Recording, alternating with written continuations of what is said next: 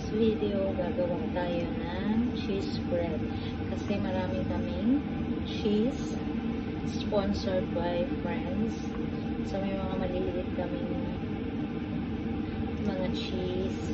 And then, yung nabili namin sale na cheese. So, na-try ko siya ngayon gawing cheese bread. So, let's go! So, ayan, may-melt na natin yung ating cheese. So, medyo mahirap siyang i-melt kasi yung isa is parang chewy-chewy. I don't know.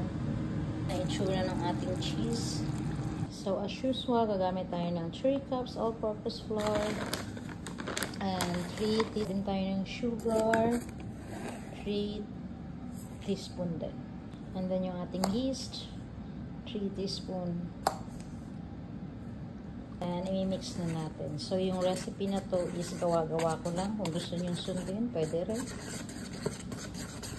Need natin tong i-cool down a bit kasi masyado siyang mainit.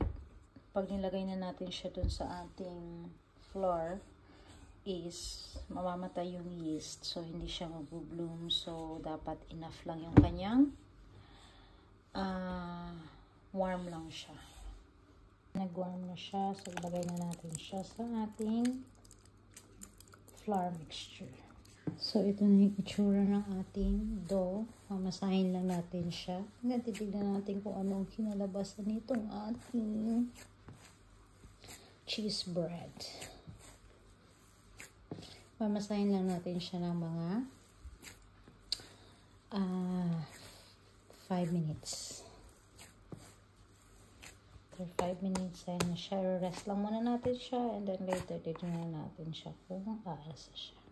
100 degrees. Titignan natin siya. Look at that. Ang bango niya.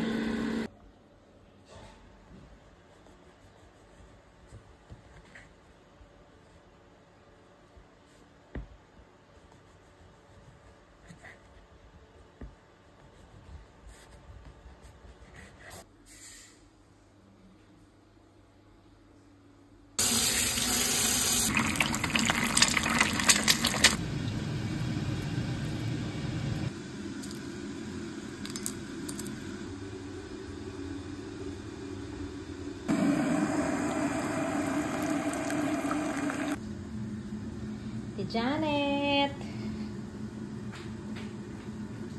Kakain na? Yes, mahina for today's video.